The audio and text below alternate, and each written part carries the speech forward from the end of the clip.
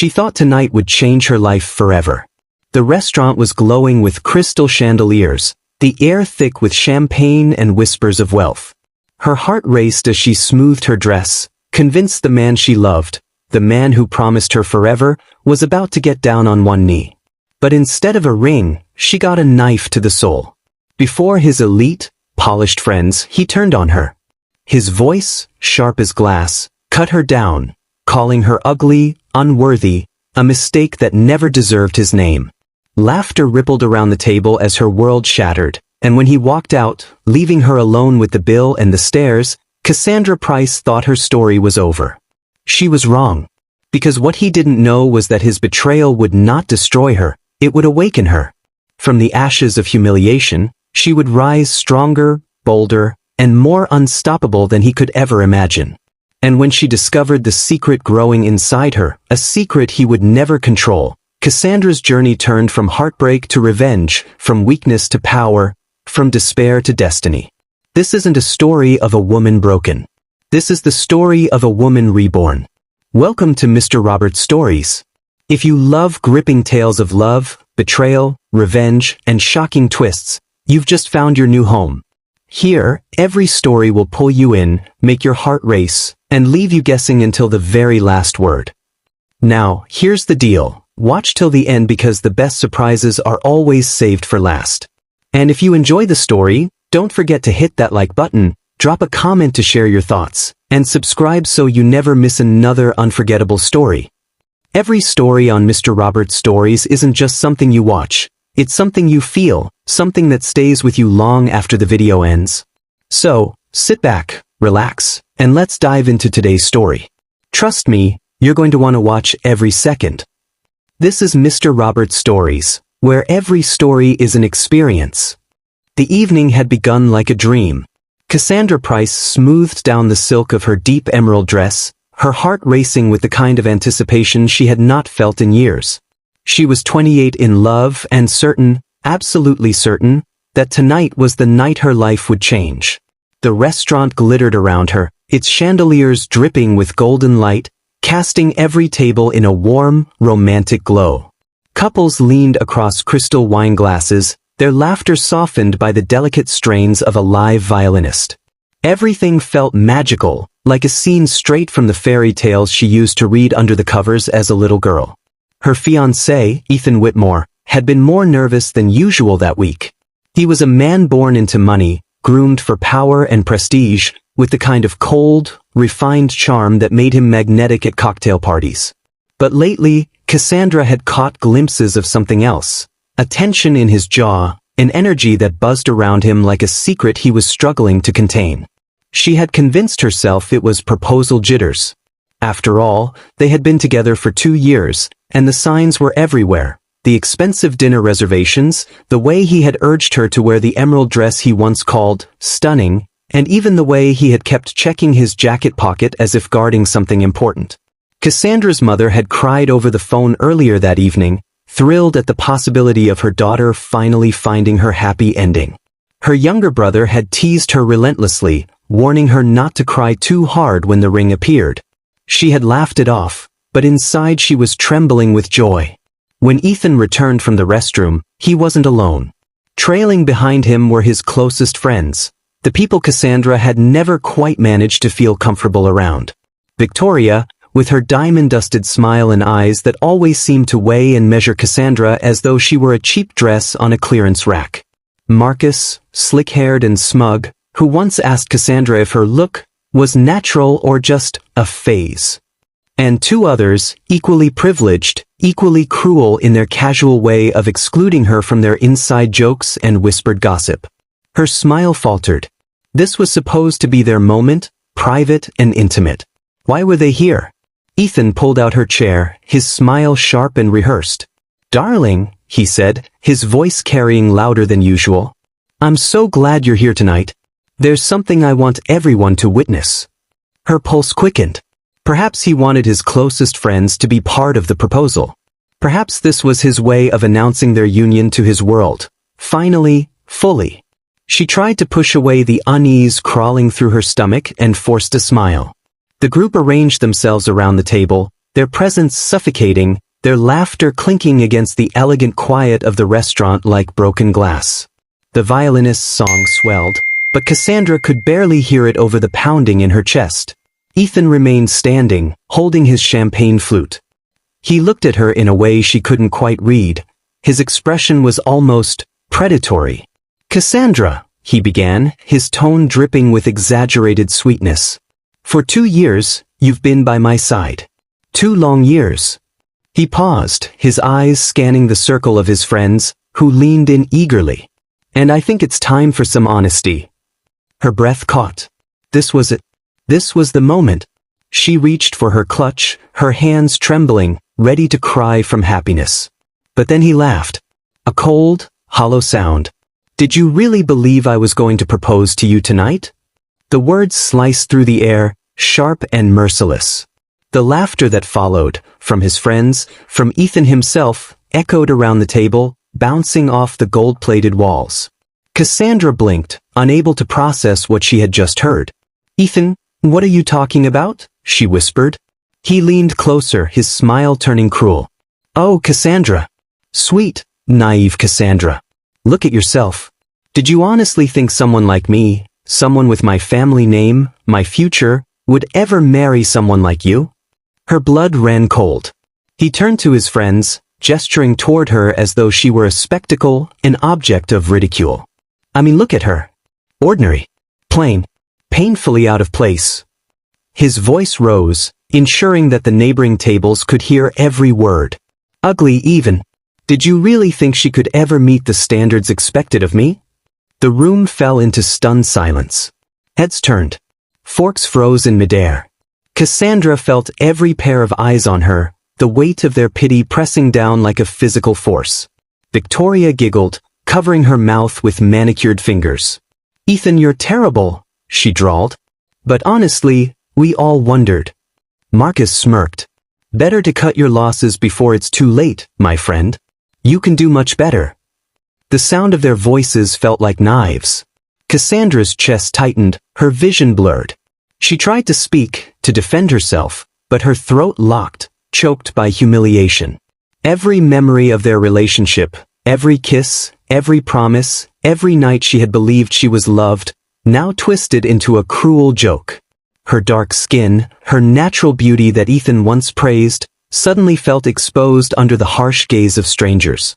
She remembered the times he had corrected her, telling her how to dress, how to straighten her hair, how to fit in at his galas and charity events. She had thought it was love, thought it was guidance. Now, with brutal clarity, she saw the truth. She had never been his partner. She had been his project. Her trembling hands gripped the edge of the table, desperate for something solid in a world that had just collapsed around her. She wanted to vanish, to disappear into the floor, to escape the suffocating stares and whispered gasps. And then, as if to complete her destruction, Ethan tossed a credit card on the table. "Oh, and Cassandra," he sneered, "since you were so eager for tonight, you can handle the bill. Consider it payment for wasting my time." The card slid across the linen tablecloth, landing in front of her like a final insult. The room erupted into a murmur of disbelief. Some gasped. Others shook their heads. But none of it mattered. Cassandra's ears roared with the sound of her own heartbeat, her chest aching with the force of unshed tears. She rose slowly, her legs trembling beneath her, her dignity hanging by a fragile thread. Her voice failed her, trapped behind a wall of pain so deep it was almost physical. She glanced once at Ethan, his pale blue eyes glinting with triumph, his friends smirking around him, and knew that this moment would haunt her forever. As she stumbled toward the exit, the whispers followed. The champagne bubbles that had once seemed so celebratory now felt like mocking laughter rising in the air. The golden lights of the restaurant blurred into streaks as tears finally spilled down her cheeks. For Cassandra Price, the woman who thought she had found love, tonight was not the night of her proposal. It was the night her heart was shattered in front of the world. And though she did not know it yet, this was only the beginning. The night of the betrayal replayed in Cassandra's mind for days, like a cruel film she couldn't turn off. Every word, every laugh, every pair of eyes watching her humiliation haunted her waking hours and invaded her dreams. She saw Ethan's cold smirk whenever she closed her eyes. She heard Victoria's laugh echoing in her ears. And most of all, she felt the crushing silence of the restaurant as strangers witnessed her being torn apart like some twisted stage performance. For the first few days, she barely left her bed. The curtains stayed drawn, and the world outside continued without her. Her phone buzzed constantly, texts from coworkers, messages from acquaintances, even a few articles circulating online that hinted at an incident involving Ethan Whitmore and a girlfriend from the wrong side of society. Gossip blogs feasted on it, twisting facts until they barely resembled reality. Cassandra stopped checking her phone altogether. The shame was too much. Her mother, Lorraine, tried everything to reach her.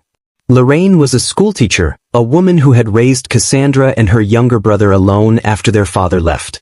She was soft-spoken, but her strength was unshakable, forged by years of sacrifice and resilience. On the fourth day, she sat on the edge of Cassandra's bed, brushing back her daughter's curls with gentle fingers. "Baby, you can't let him take everything from you," Lorraine whispered. "He already took his chance. Don't let him take your future too." The words planted themselves deep inside Cassandra's heart. That night, she lay awake, staring at the ceiling. Something stirred in her chest, something she hadn't felt in days.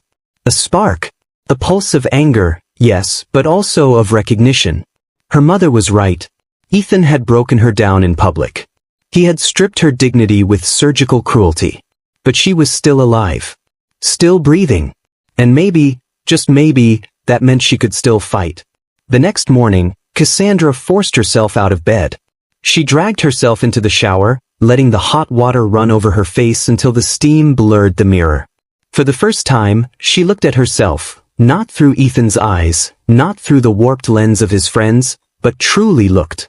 Her brown skin glowed, her eyes were fierce even through the redness of crying, and her curls framed her face in a crown she had once hidden beneath flat irons. A painful truth hit her. For 2 years, she had been molding herself into Ethan's version of acceptable. The dresses he chose. The hair he approved. The laugh he told her to soften because it was too loud. The friends she stopped seeing because they didn't fit into his world. Piece by piece, she had let him carve away at who she was until all that remained was a shadow. And the cruelest twist? None of it had ever been enough. The realization burned. But within that fire, she found something stronger than pain, clarity. Cassandra stepped out of the shower, wrapped herself in a towel, and whispered to her reflection, "No more." Her first act of defiance was small but powerful. She went to her closet and pulled out the dress Ethan hated most, a bold red wrap dress that hugged her curves unapologetically. He used to sneer whenever she wore it, saying it made her look cheap. That day, she wore it proudly. When she stepped out into the sunlight, neighbors stared, whispers rippling through the street. Cassandra held her head high. Let them talk. Let them remember her for something other than humiliation. She went to her favorite cafe downtown, a place she had stopped visiting because Ethan said it was too common. She ordered a latte, sat by the window, and opened her journal. The pages quickly filled with raw words, anger, heartbreak, but also truths she had buried for far too long. For hours, she wrote everything she had ignored during their relationship.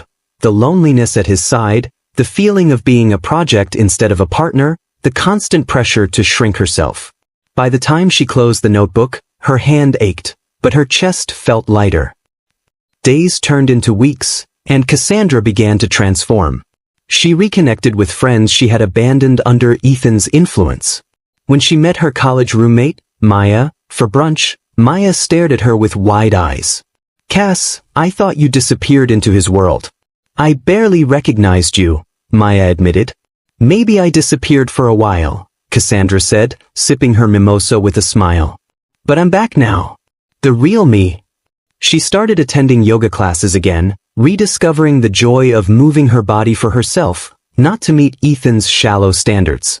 She returned to her art, painting, something she had loved since childhood but put aside because Ethan considered it unserious. Her apartment soon filled with canvases, splashes of vibrant colors that reflected the chaos and beauty of her emotions. The more she leaned into herself, the stronger she felt. Yet there were moments of weakness too, nights when she cried herself to sleep, mornings when doubt crept in. But even in those moments, she found strength. Every tear shed was a reminder of what she had survived. Every doubt faced was proof she was still standing. One evening, while scrolling half-heartedly through her laptop, Cassandra stumbled upon an article that made her heart stop. Whitmore Air spotted with new flame, socialite Victoria Langley. There was Ethan, smiling in photographs, his arm wrapped tightly around Victoria, the same woman who had giggled at Cassandra's humiliation. The article painted them as the city's newest it couple, glossing over the ugly truth of what had happened weeks before.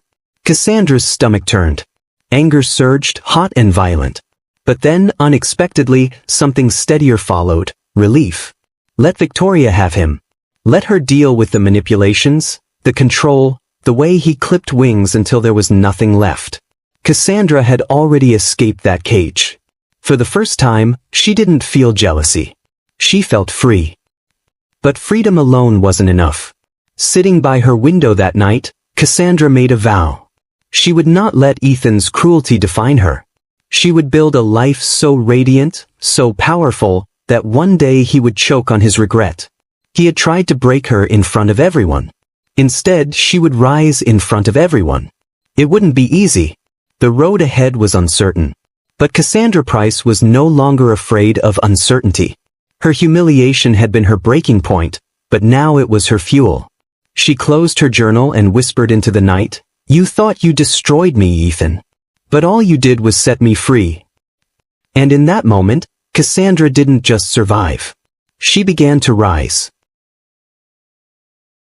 Cassandra had been rebuilding herself piece by piece. Her mornings began with yoga stretches, her evenings often ended with brushstrokes of paint across canvases. She laughed again, louder and freer than before. The gaping wound Ethan had left was still there, but it had started to scar over. At least, that's what she thought. It began with small things. She felt unusually tired, even after a full night's rest. Some mornings, the smell of her favorite coffee made her stomach lurch. Her clothes, once fitting snugly, now pressed against her body in strange ways. At first, she brushed it off. Stress, she told herself. Her body was still recovering from the storm of heartbreak and humiliation. But then one morning, while preparing to head out, she caught sight of herself in the mirror. Her hand, almost unconsciously, rested on her stomach. A strange stillness filled the room. "No," she whispered, shaking her head as if the thought itself was betrayal. "It can't be." But deep down, something told her otherwise. The next day, Cassandra found herself walking down the pharmacy aisle with trembling hands. She picked up a pregnancy test, slipping it quickly into her basket as though the world might stop her. The cashier didn't even glance at her, but Cassandra's cheeks burned as if she were carrying a scandal in plain sight. Back home, she locked herself in the bathroom. Her heart pounded so loudly she could barely read the instructions. Minutes stretched into eternities as she waited. Finally, when the result appeared, her legs gave out, and she sank onto the cool tile floor. 2 bold lines. Positive. She stared at it until her vision blurred. Tears welled in her eyes, not just of fear but of disbelief. She pressed a hand against her mouth to keep the sob from escaping. She felt the weight of 1,000 thoughts pressing down on her. Ethan. His words. His cruel laughter in front of his friends. His hand on Victoria's back in that glossy magazine photo. And now this. His child. She curled into herself on the bathroom floor, whispering through her sobs, "Why now? Why me?" Her phone buzzed on the sink. It was her mother calling again. Cassandra hesitated, but something inside her urged her to answer. "Cass? Baby, are you okay? You sound off." Lorraine's voice was steady, the way it always was when Cassandra's world tilted. For a moment, Cassandra couldn't speak. Then the words tumbled out, raw and broken. "Mama, I'm pregnant." There was silence on the other end. Cassandra held her breath, bracing for judgment. But Lorraine's reply came calm and fierce. "Listen to me, Cassandra. You are not alone in this. That man may have walked out, but we, your family, we're still here. And this child? This child is not a curse. It's a gift. A reason to rise even higher." Cassandra pressed the phone to her ear, tears streaming down her face. Her mother's words poured into her like light breaking through storm clouds. For the first time since seeing the test, she inhaled deeply, not with fear, but with something steadier, resolve. The following days were a battle. Cassandra wavered between panic and determination. She worried about the stares, the whispers, the judgment of raising a child without the father's presence.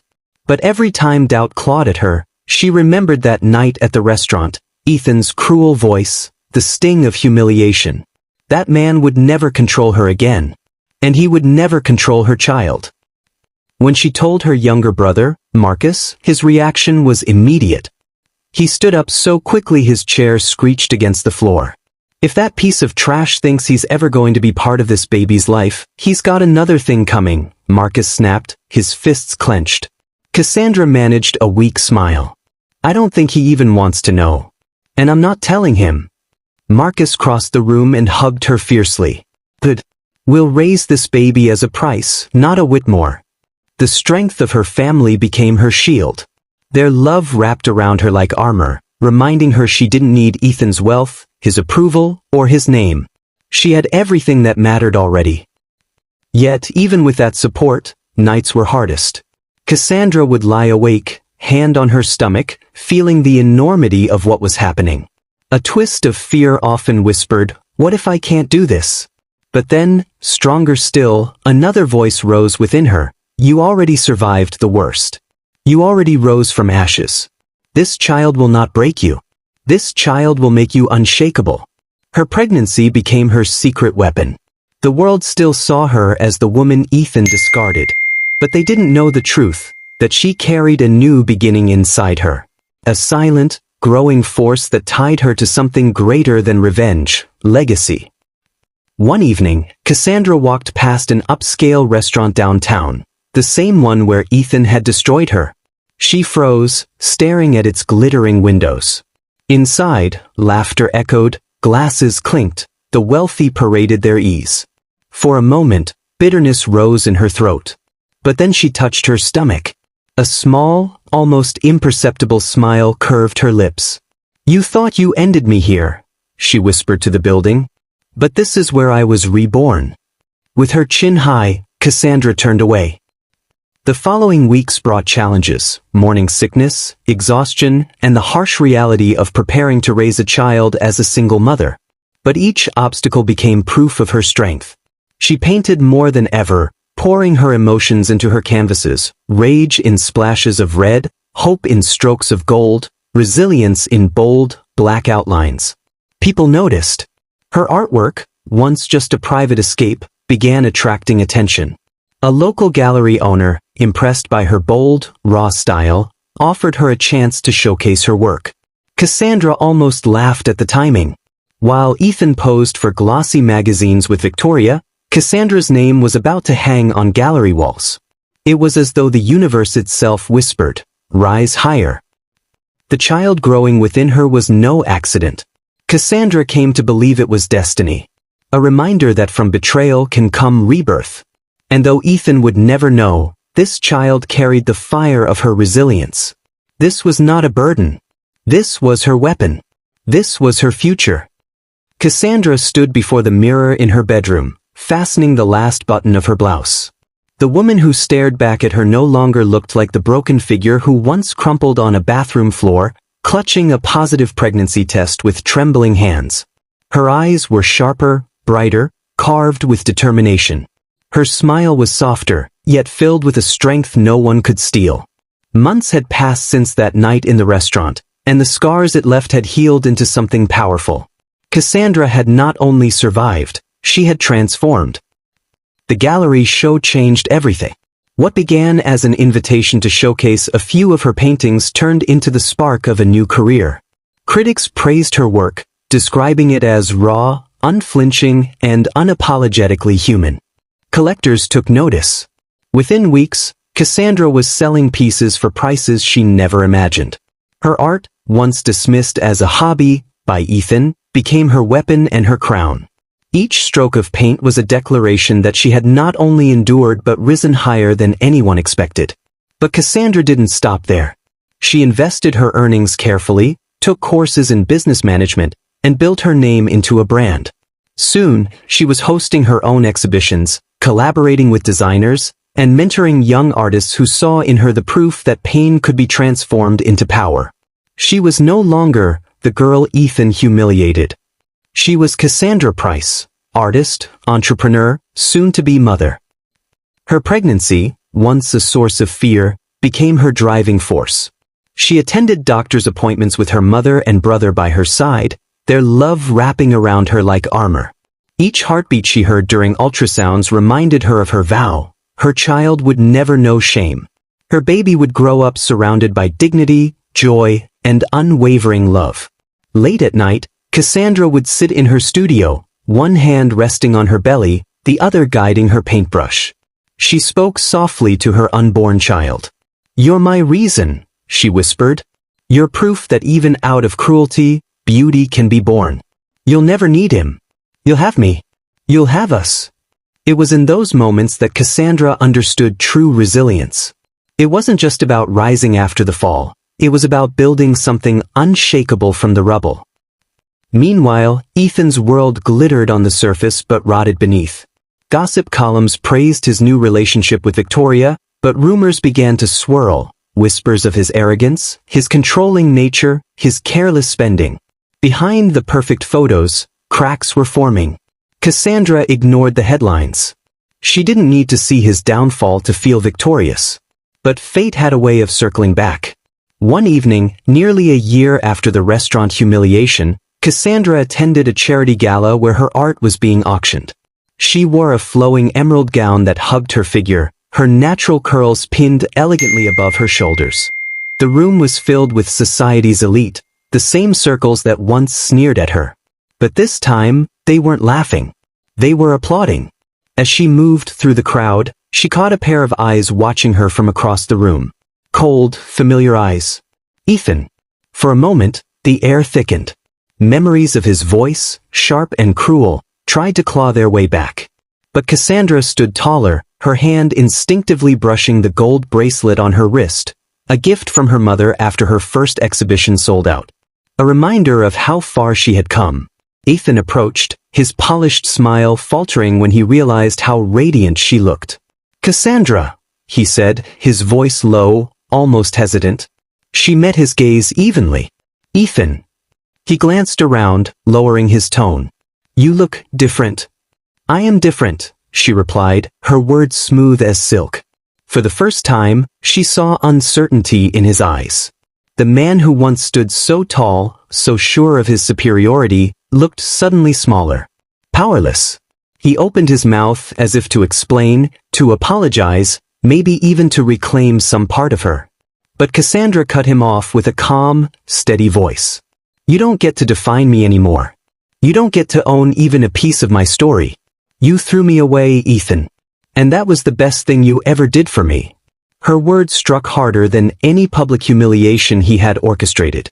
Ethan's jaw tightened, but he had no retort. The crowd moved around them, but in that moment, it was as though the universe itself had shifted.